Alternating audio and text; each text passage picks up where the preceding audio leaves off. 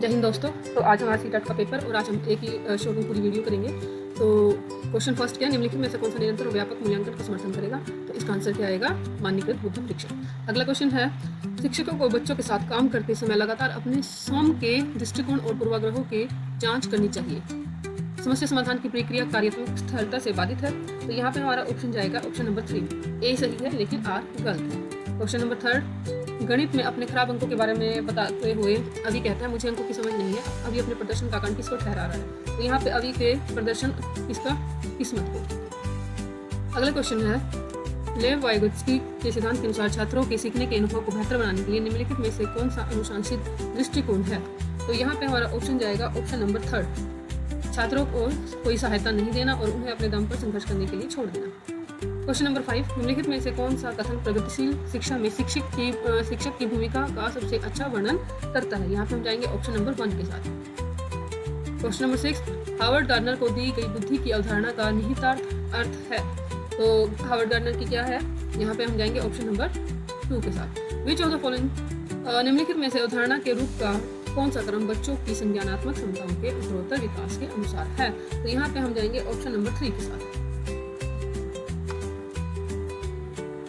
Number 8, शिक्षकों को कक्षा में प्रभावी संज्ञान सुनिश्चित करने के लिए बच्चों को स्वयंगात्मक सहारा देना चाहिए। इसका कारण है स्वयं व संज्ञान एक दूसरे से जटिल रूप से संबंधित है। तो यहाँ पे हम जाएंगे ऑप्शन नंबर 1 के साथ। ए और आर दोनों ही सही है। Question number 9, which of the following statement about development is correct? तो डेवलपमेंट के बारे में विकास के संदर्भ में कौन सी बात सही है? यहाँ हम जाएंगे ऑप्शन नंबर 3 के साथ। विकास विशिष्ट से सामान्य की ओर बढ़ता है। क्वेश्चन नंबर 10, लेव वाइगोत्स्की के अनुसार बच्चे अपने स्वयं के व्यवहार को किस प्रकार नियमित करते हैं? तो यहाँ हम जाएंगे ऑप्शन नंबर 3 के साथ, संतुलीकरण की प्रक्रिया द्वारा। क्वेश्चन नंबर 11, कक्षा 5वीं के बच्चों को तैरने और डूबने की अवधारणाओं को पढ़ाने के लिए संरचनावाद में दृढ़ विश्वास रखने वाले शिक्षकों द्वारा कौन सा शैक्षणिक दृष्टिकोण अपनाया जाना चाहिए? तो यहाँ हम जाएंगे ऑप्शन नंबर 1 यानी कि व्याख्यान विधि। क्वेश्चन नंबर 12, निम्नलिखित में से कौन सी सार्थक सीखने के लिए एक प्रभावी स्मृति तकनीक नहीं है? तो कौन सी ठीक नहीं है? यहाँ पे ये है स्मृति सहायक विधियाँ। क्वेश्चन नंबर 13, निम्नलिखित में से कौन सा एक अच्छी तरह से तैयार किए गए आलोचनात्मक सोच वाले पर्सन की विशेषता नहीं है? तो यहाँ पे हम जाएंगे ऑप्शन नंबर 3 के साथ। इसमें सूचना के विश्लेषण और मूल्यांकन की आवश्यकता होती है। क्वेश्चन नंबर 14, विविध सांस्कृतिक पृष्ठभूमि से छात्रों की जरूरतों को पूरा करने के लिए कक्षा शिक्षण को सांस्कृतिक रूप से उत्तरदायी होना चाहिए। कारण है कक्षा में क्षमता केवल मानकीकृत पाठ्यचर्या के आकलन के द्वारा सुनिश्चित की जा सकती है। तो यहाँ पे हम जाएंगे ऑप्शन नंबर 3 के साथ। ए तो सही है लेकिन आर गलत है। जागृति को पता चल गया है कि उसका कुत्ता रस्टी एक गोल्डन रिट्रीवर है और वह एक और कुत्ते को देखती है जो रस्टी के जैसा दिखता है लेकिन अलग नस्ल का है, उसे भी कुत्ता समझती है। जीन पियाजे के संज्ञानात्मक प्रयास के सिद्धांत के अनुसार यह किस अवधारणा को प्रदर्शित करता है? तो यह किस अवधारणा को प्रदर्शित करता है? समायोजन। अपनी पिछली नॉलेज में और नॉलेज ऐड करना। क्वेश्चन नंबर 16, अनुवांशिकता पूरी तरह से व्यक्ति के डैश को निर्धारण करती है। तो यहाँ पे हम जाएंगे जेंडर, ऑप्शन नंबर 2। ठीक है। शिक्षकों को कक्षा में प्रश्न पूछने पर ध्यान देना चाहिए और निर्देश देने की बजाय उन्हें प्रश्न पूछने के लिए प्रोत्साहित करना चाहिए। इसका रीज़न क्या है? कारण क्या है? बाल केंद्रित शिक्षा का अर्थ है बच्चों में कक्षा में बच्चों की आवाज़ को महत्व देना और प्रतिभागिता को सुनिश्चित करना। तो यहाँ पे हम जाएंगे ऑप्शन नंबर 3 के साथ। ए सही है लेकिन आर गलत है। दोहराव व बारंबार किए जाने वाला व्यवहार किसकी विशिष्ट पहचान है? तो यहाँ पे हम जाएंगे ऑप्शन नंबर 4 के साथ, मस्तिष्क पक्षाघात के। शिक्षार्थी अधिगम प्रक्रिया में व्यस्त और सक्रिय रूप से शामिल महसूस करते हैं जब। यहाँ पे हम जाएंगे ऑप्शन नंबर 3 के साथ, जब शिक्षार्थियों की सामाजिक भावनात्मक आवश्यकताओं की उपेक्षा की जाती है। क्वेश्चन नंबर 20, आमतौर पर सीखने की अक्षमता या कठिनाई वाले बच्चों में किस लिए कोई भी समस्या आती है? यहाँ पे हम जाएंगे ऑप्शन नंबर 3 के साथ, एक जैसे दिखने वाले अक्षरों को पहचानने में भ्रम होता है उनको। क्वेश्चन नंबर 21, ऐसे बच्चे जिन्होंने बहुत कम उम्र से गंभीर सामाजिक अभाव का अनुभव किया है और आमतौर पर उनके विकास में देरी या बाधा उत्पन्न होती है। पुनर्वास के बावजूद विकास के कुछ क्षेत्रों में सुधार अधीनस्थ होने की संभावना है। यह अवधि जिसमें विकास पर्यावरणीय समर्थन से महत्वपूर्ण रूप से प्रभावित होता है डैश कहलाती है। तो यहाँ पे हम जाएंगे ऑप्शन नंबर 3 के साथ। यहाँ हम जाएंगे मूलकाल। विभिन्न जेंडर के व्यवहार के बारे में पूर्व कल्पित सामान्यकरण क्या कहलाते हैं? तो यहाँ पे हम जाएंगे ऑप्शन नंबर 1 के साथ, जेंडर रूढ़िवादिता। एक समावेशी कक्षा में विशेष बच्चे हमेशा अपने पाठ्यक्रम पर, यहाँ पे हम जाएंगे समावेशी कक्षा में क्या होता है। ऑप्शन नंबर 3 के साथ विशेष बच्चों को जरूरतमंद और आश्रित रूप में देखा जाता है। तो इसके बाद क्वेश्चन नंबर 24 हमारा क्या कहता है, आलोचनात्मक सोच वाले प्रश्न पूछने का प्राथमिक उद्देश्य क्या है। तो यहाँ पे हम जाएंगे ऑप्शन नंबर 4 के साथ, छात्रों को जानकारी याद रखने के लिए प्रोत्साहित करना। अब हम आ गए क्वेश्चन नंबर 25 पे, सामाजिक रचनावादियों के अनुसार अधिगम की प्रक्रिया के बारे में निम्नलिखित में से कौन सा कथन सही है। तो यहाँ पे हम जाएंगे ऑप्शन नंबर 2 के साथ। क्वेश्चन नंबर 26, जबकि कुछ बच्चे 12 महीने की उम्र में बड़बड़ाना और 2 शब्दों के वाक्य को बोलना शुरू कर देते हैं, अन्य 20 महीने की उम्र तक भी ऐसा नहीं कर पाते। इसका कारण है विकासात्मक प्रतिमान केवल सांकेतिक है और व्यक्तिगत बच्चों का विकास काफ़ी भिन्न हो सकता है। तो यहाँ पर हम जाएंगे ऑप्शन नंबर 2 के साथ, दोनों ही बातें सही है लेकिन आर सही व्याख्या नहीं करता। क्वेश्चन नंबर 27, बच्चों की लंबाई और वजन में वृद्धि किसका उदाहरण है। तो यहाँ पे लंबाई और वृद्धि का मतलब है गुणात्मक, उनके गुणों में विकास हो रहा है, परिवर्तन हो रहा है। हेंज की दुविधा को पेश करने पर अरुणिमा तर्क देती है, कानून इन परिस्थितियों के लिए स्थापित नहीं किया गया था। इस स्थिति में दवा लेना वास्तविक में सही नहीं लेकिन ये उचित है। तो लॉरेंस कोलबर्ग के सिद्धांत के अनुसार अरुणिमा नैतिक विकास की कौन सी अवस्था है। सामाजिक, यहाँ पे हम किस ऑप्शन के साथ जाएंगे, इसमें जाएंगे हम ऑप्शन 1 की तरफ, सामाजिक सरोकार और विवेक। प्रतिभाशाली बच्चों के संदर्भ में निम्नलिखित में से कौन सा सही है। तो प्रतिभाशाली के बच्चों की कौन सी खास बात होती है, यहाँ पे हम जाएंगे ऑप्शन नंबर 3 के साथ, प्रतिभाशाली छात्र हमेशा खुश, लोकप्रिय और अच्छी तरह से समायोजित होते हैं। क्वेश्चन नंबर 30, जीन पियाजे के अनुसार निम्नलिखित में से कौन सी क्षमताएं पूर्व संक्रियात्मक अवस्था की विशेषता है। तो यहाँ पे हम जाएंगे ऑप्शन नंबर 3 के साथ, नकल और प्रतिवर्तिता। इसके साथ ही हमारा गणित शुरू हो जाता है। तो गणित की कक्षा में विद्यार्थियों में व्यक्तिगत भिन्नता की पहचान के लिए निम्नलिखित में से कौन सी आकलन तकनीक उपयुक्त नहीं होगी। तो यहाँ पे हम जाएंगे ऑप्शन नंबर 4 की तरफ, समकक्षी आकलन। तो पीयर असेसमेंट यहाँ नहीं किया जा सकता। निम्नलिखित में से कौन सा संसाधन दशमलव की अवधारणा को समझाने के लिए सबसे उचित है। तो जो डेसिमल हम करते हैं वो कहाँ पे सबसे ज़्यादा सही रहेगा, ग्राफ पेपर पे। सही विकल्प क्या रहेगा इसका, बी और डी, यानी कि डायनिस ब्लॉक्स भी सही रहेंगे इसके लिए। 33वां क्वेश्चन क्या हमारा, एक कक्षा में विद्यार्थी प्रतिशतता छूट पर आधारित प्रश्नों को हल कर रहे हैं। एक प्रश्न में विद्यार्थियों को प्रत्येक मोटरसाइकिल पर 8% की छूट के साथ 2 मोटरसाइकिलों के मूल्य का परिकलन करने की आवश्यकता है। इन समूह दोनों मोटरसाइकिलों के कुल मूल्य का परिकलन करता है, फिर कुल मूल्य में से 16% काट लेता है। इस समूह द्वारा प्रयोग की गई विधि को क्या कहते हैं। यहाँ पे कौन सी विधि जो है वो प्रयोग की गई है। तो हम जाएंगे ऑप्शन नंबर 2 के साथ, प्रश्न को हल करने की वैकल्पिक कार्यनीति। Arrangement of the fraction in ascending order, यहाँ पे असेंडिंग ऑर्डर में क्वेश्चन लगाना है। तो यहाँ पे हम क्या करेंगे, पहले नीचे वाली टर्म्स का एलसीएम ले लेंगे और उसके हिसाब से सारे क्वेश्चन को सॉल्व कर देंगे। अगर आप इसके बारे में गणित में पूरी विस्तार से वीडियो चाहते हैं तो आप मेरे को कमेंट सेक्शन में जाके बता सकते हैं। तो क्वेश्चन नंबर 35, निम्नलिखित में से बच्चों के लिए कौन सा अधिगम अनुभव समाज तथा दैनिक जीवन में गणित के योगदान को प्रतिबिंबित करता है। तो यहाँ पे हम जाएंगे ऑप्शन नंबर 4 के साथ, छोटे समूह वाले ऐसे खेल खेलना जो गणितीय कौशल एवं अवधारणाओं पर आधारित हो। क्वेश्चन नंबर 36, निम्नलिखित में से क्या गणित की एक प्रयोगशाला की विशेषताओं को निरूपित करता है। तो गणित प्रयोगशाला क्या दिखाती है हमें, इसमें जाएंगे हम ऑप्शन 1 के साथ, यह अनौपचारिक अन्वेषण के द्वारा गणित में आनंद लेने का स्थान है। यहाँ पे option number 1 crore is 1 crore किसके बराबर होता है। तो यहाँ पे हम जाएंगे 10 मिलियन के बराबर। इसके बाद हमारा क्वेश्चन आ जाता है,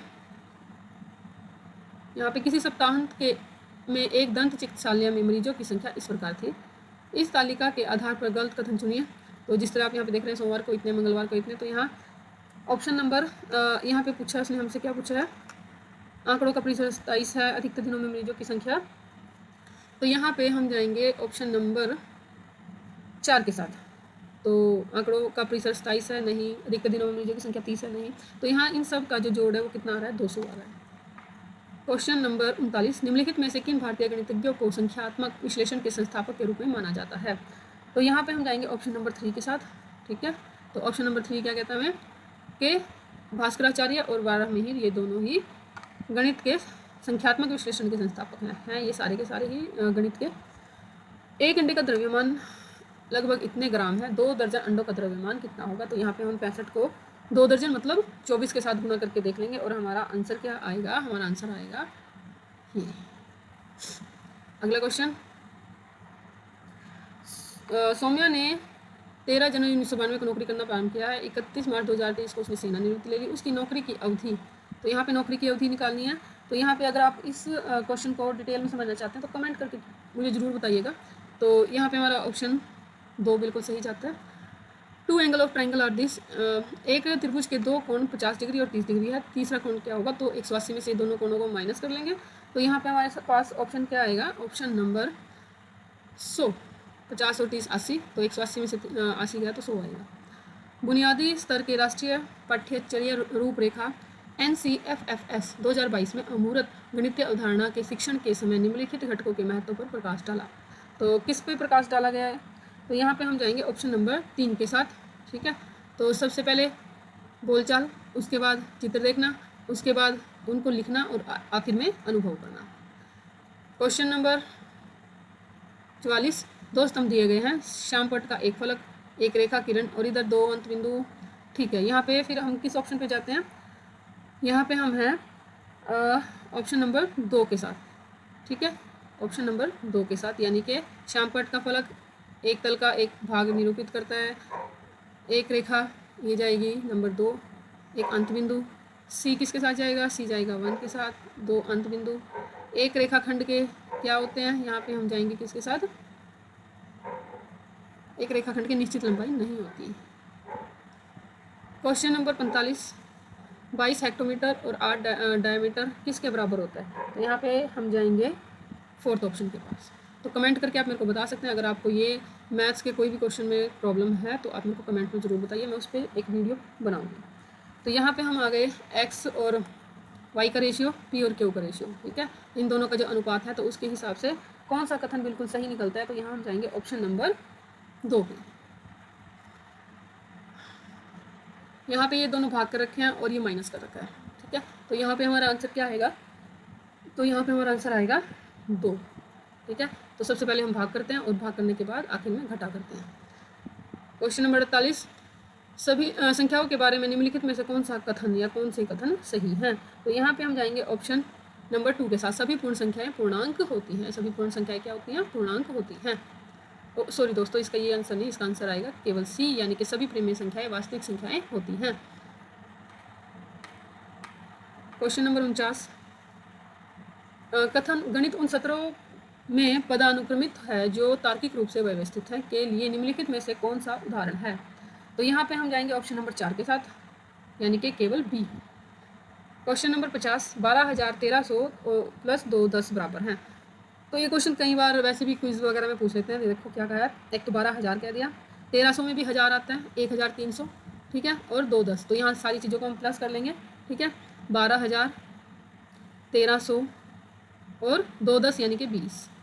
ठीक है, तो यहाँ इन सारों को प्लस कर लेंगे और हमारा आंसर आ जाएगा। ठीक है, तो यहाँ पे हम जाएंगे 12,1320, ये आ गया 0 2 3 3, तो ये आ गया मेरा 13,320। उसके बाद हम अगले क्वेश्चन पे आ गए।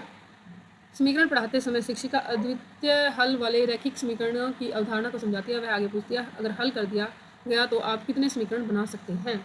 तो रैखिक समीकरण वाला क्वेश्चन है। ठीक है, तो यहाँ पे कितने यहाँ पे हम जाएंगे ऑप्शन नंबर 3 के साथ। यहाँ हम जाएंगे ऑप्शन नंबर मैन इक्वेशंस। ठीक है,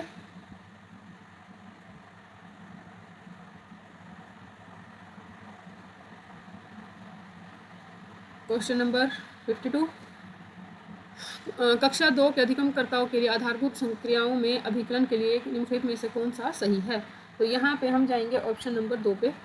ठीक है, ऑप्शन नंबर 2 बी और सी।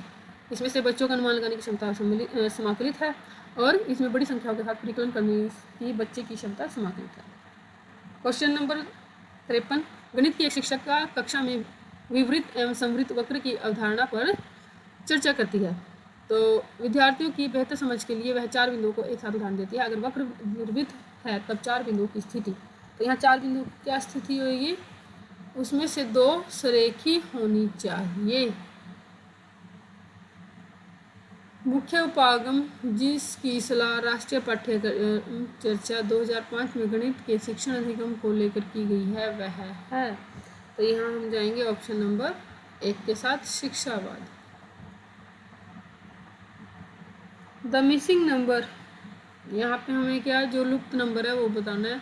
43 47 में 4 का गैप है, यहाँ पे भी 4 का गैप है, तो यहाँ पे भी 4 का गैप होएगा, तो इसमें 4 ऐड करके देखेंगे तो क्या आएगा यहाँ पे हमारा आंसर नंबर 1।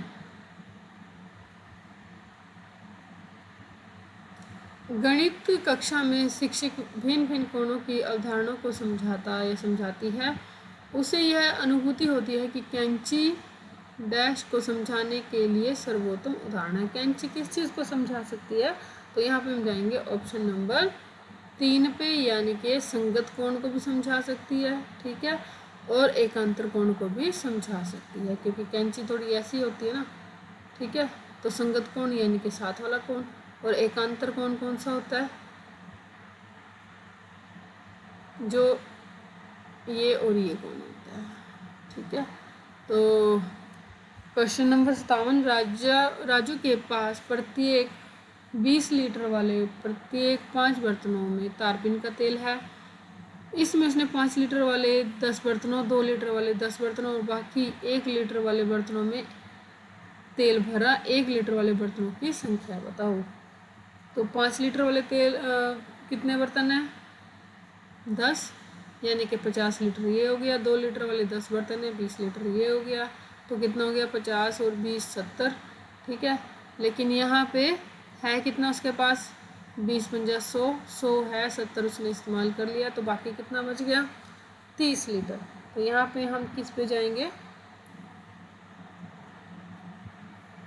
ठीक है। अगला क्वेश्चन,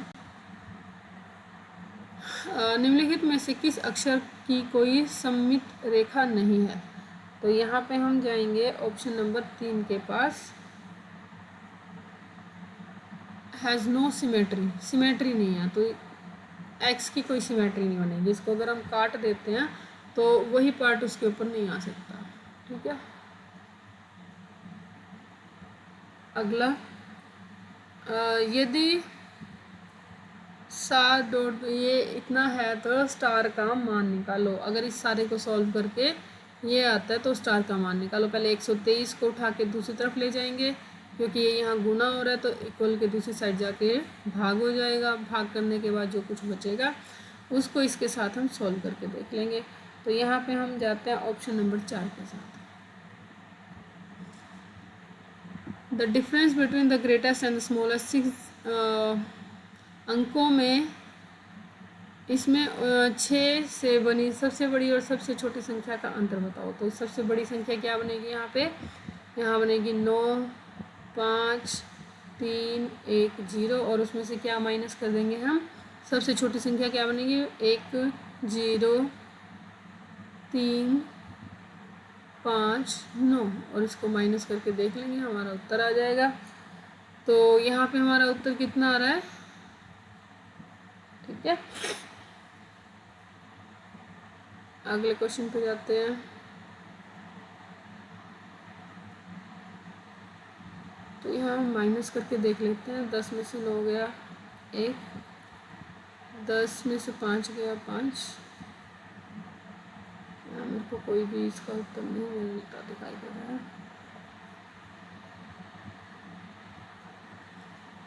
अब हम आ गए हैं क्वेश्चन नंबर 61 पे, ठीक है।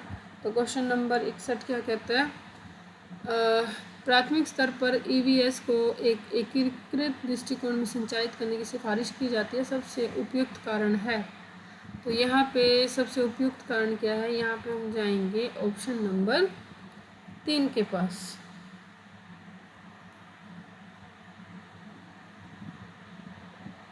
एक ईवीएस शिक्षक के रूप में आप चाहते हैं कि आपके विद्यार्थी वयस्कों के आसपास अपनी सुरक्षा के बारे में जागरूक हों ताकि वे यौन उत्पीड़न का शिकार ना हो। आपको कौन सा कदम सबसे उपयुक्त लगता है, तो यहाँ पे हम जाएंगे ऑप्शन नंबर 3 के पास, उन्हें अजनबियों से दूर रहना सिखाएं।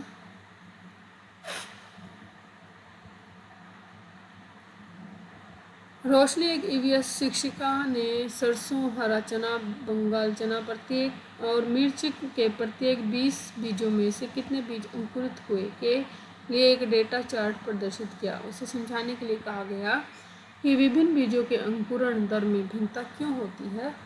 वह कौन सा कौशल आकलन करना चाहती है। तो यहाँ पे कौन सा कौशल उसका पता चल रहा है, अनुमान लगाना।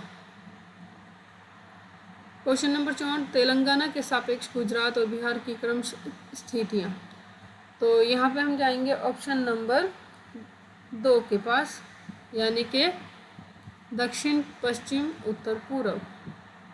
छात्रों में ईवीएस की प्रक्रिया कौशल आकलन करने के लिए आकलन की उपयुक्त उपकरणों की अधिकतम संख्या का चयन करें।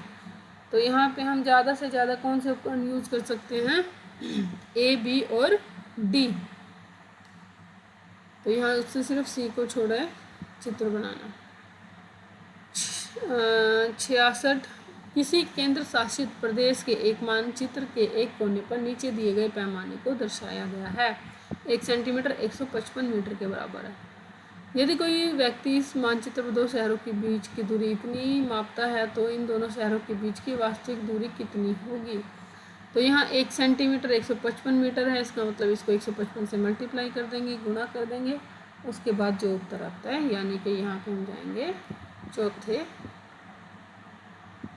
पर्वतारोहियों को अधिक ऊंचाई पर नाक से खून बहने का कारण, अगर जो पर्वतारोही होते हैं वो ज़्यादा ऊंचाई पर चले जाएं तो खून बहने का क्या कारण है, वहाँ पे अधिक ऊंचाई पर खून रक्त गाढ़ा हो जाता है। वैसे दबाव भी वहाँ पे जाके काफ़ी बन जाता है। तो क्वेश्चन 68, निम्न में से ऊष्मा के कुचालक समूह का चयन करें जो ऊष्मा को अपने अंदर से प्रवाहित नहीं होने देते। तो वो कौन सा है, ऊन लकड़ी लोहा, हवा जल तांबा, हवा ऊन एल्युमिनियम, ऊन प्लास्टिक लकड़ी।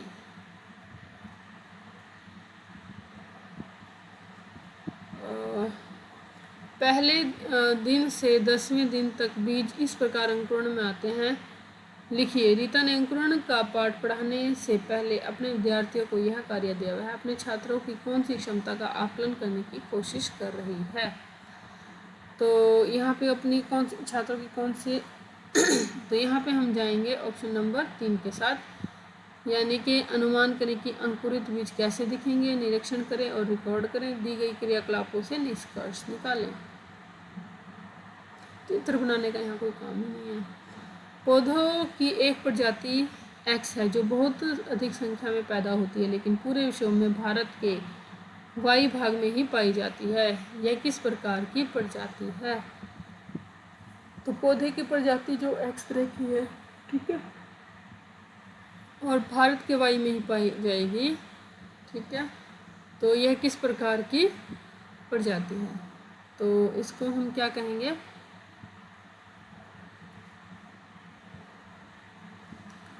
इसको हम कहेंगे स्थानिक।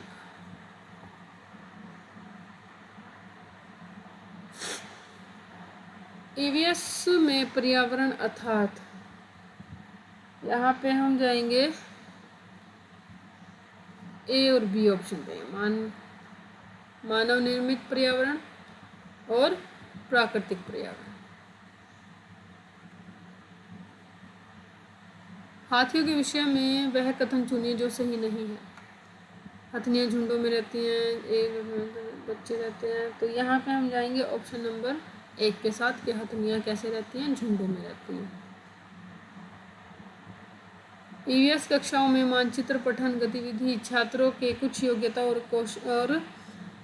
कुछ कौशलों का विकास करता है, तो वे हैं, यहाँ पे हम जाएंगे ऑप्शन नंबर 3 ए, सी और डी। क्वेश्चन नंबर 74, आपका घर एक्स पर स्थित है, आपका विद्यालय वाई पर स्थित है, आपके घर से विद्यालय तक के लिए कोई सीधी सड़क नहीं जाती है। तो आप पहले ए पर जाते हैं जो एक्स के ठीक उत्तर में लगभग 125 मीटर की दूरी पर है। फिर आप बी पर जाते हैं जो ए के ठीक पश्चिम में 75 मीटर की दूरी पर है। फिर आप सी पर जाते हैं जो बी के ठीक उत्तर में लगभग 150 मीटर दूरी पर है। और अंत में आप वाई पर अपने विद्यालय पहुंचते हैं जो सी के ठीक पूर्व में है, 75 मीटर की दूरी पर है। वाई पर आपके विद्यालय के सापेक्ष आपके घर की सही दिशा क्या होगी। तो यहाँ पर हम जाएंगे ऑप्शन नंबर 3 पे। सलीम और राजू स्कूल जाने वाले बच्चे हैं। सलीम को तला हुआ खाना और मैदा से बने हुए उत्पाद बहुत पसंद है। दूसरी तरफ राजू को घर का बना स्वास्थ्य खाना खाता है, लेकिन वह पालक और अन्य पत्तेदार सब्जियां नहीं खाता। दोनों को निम्नलिखित में से क्रमशः किस विकार से पीड़ित होने की संभावना है? तो यहाँ पे हम जाएंगे ऑप्शन नंबर 4 के पास, पेलेग्रा और अनीमिया। क्वेश्चन नंबर 76, निम्नलिखित में से उस समूह को चुनिए जो मिश्र धातुओं से बना है। तो यहाँ पे हम जाएंगे ऑप्शन नंबर 3 के पास, स्टील, ब्रास और टीन। क्वेश्चन नंबर 77, ईवीएस की पाठ्य पुस्तकों में कहानियों और आख्यानों का उपयोग किया गया है। कारण क्या है? उद्देश्य बच्चे को संवेदनशील बनाना है, क्योंकि वह कहानी में पात्रों के साथ तदानुभूति रख सकता है।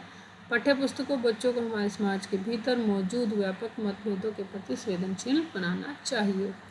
तो यहाँ पे हम जाएंगे ऑप्शन नंबर 4 के साथ, कि अभिकथन तो सही है लेकिन जो कारण बताया वो बिल्कुल सही नहीं है।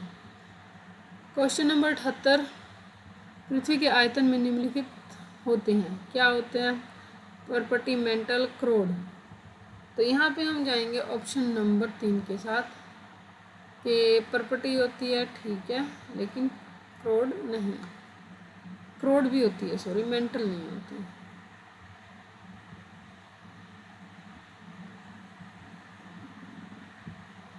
क्वेश्चन नंबर 79, 79, निम्नलिखित अभिकथन और कारण को ध्यान से पढ़ो।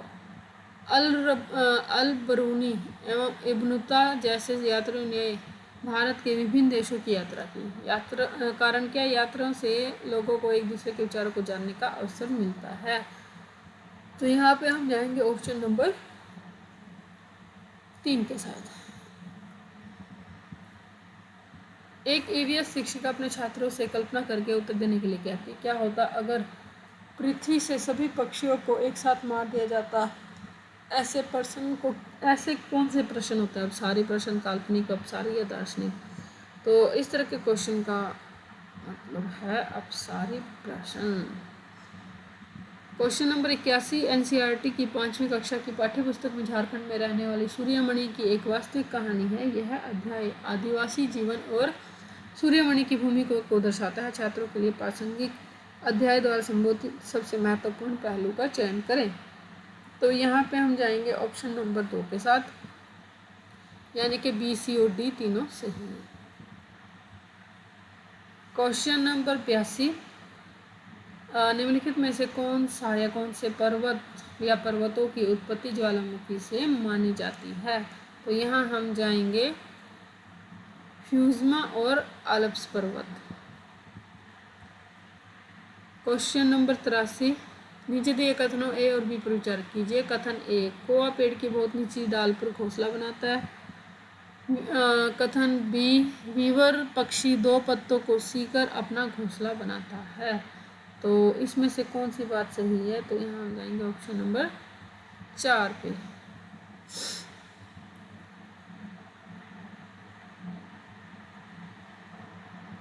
क्वेश्चन 84, अगर कोई तैरना नहीं जानता तब भी वह मृत सागर में आसानी से तैर सकता है। मृत सागर में 1 लीटर पानी में 300 ग्राम तक नमक पाया जाता है, जो इसे सबसे अधिक नमक सांद्रित सागर बनाता है। तो यहाँ पे हम जाएंगे ऑप्शन नंबर 3 के साथ, ए सही है लेकिन आर गलत है। क्वेश्चन नंबर 85, समर अपने छात्रों से अपने परिवार के सदस्यों से सलाह लेने के लिए कहता है। वे अलग अलग तरीकों से पकाए गए अलग अलग खाद्य पदार्थों के नामों का पता लगाए, जैसे कि भाप देना, भूनना, उबालना, तलना। सबसे उपयुक्त कारण डैश है। तो हम जाएंगे ऑप्शन नंबर 3 के साथ, बच्चों को समूह में कार्य करने का अवसर प्रदान करना। निम्नलिखित में से कौन से प्राथमिक स्तर पर ईवीएस पढ़ाने में अनुभवात्मक रणनीतियों को सबसे अच्छा दर्शाता है? चर्चा, प्रदर्शन। तो यहाँ पे हम किस पे जाएंगे? ऑप्शन नंबर 4 पे, ऑप्शन नंबर 4 पे। क्वेश्चन नंबर 87 क्या कहता है? ईवीएस पाठ्यचर्या सीखने की सामाजिक रचनावादी और परिप्रेक्ष्य में तैयार किया गया है। बच्चों के ज्ञान अध्ययन के साथ बच्चों को सीखने के बारे में प्याज के विचार सामाजिक रचनावादी परिप्रेक्ष्य प्रतिनिधित्व करते हैं। तो यहाँ पे हम जाएंगे ऑप्शन नंबर 2 के साथ। 1 और 2 दोनों ही सही हैं। इट इज़ 7:30 PM, भारत में 7:30 बजे हैं। उसी दिन 2 PM होगा। तो भारत के 7:30 बजे के टाइम दूसरे का कौन सा देश है जहाँ पे 2 बजेंगे? तो ये होगा जापान। निम्नलिखित में से कौन सी रणनीति यात्रा थीम को बढ़ाते समय जांच को बढ़ा देती है? तो यहाँ पे हम जाएंगे ऑप्शन नंबर 3 के साथ। छात्रों को पुरानी कारों पर डिजिटल प्रस्तुति देने के लिए कहना। क्वेश्चन नंबर 90, इतिहास पढ़ाते समय एक शिक्षक निम्नलिखित विधियों का पालन करता है। सोचो, जोड़ो, साझा करो, प्रास्पविक सहपाठी ट्यूशन जिज्ञासा, रणनीति सहपाठी पुनर्निरीक्षण। ये किस चीज़ के उदाहरण हैं? तो ये हम जाएंगे ऑप्शन नंबर 3 के साथ, उपदेशात्मक उपागम। और इसी के साथ हमारी ये वीडियो खत्म होती है। होपफुल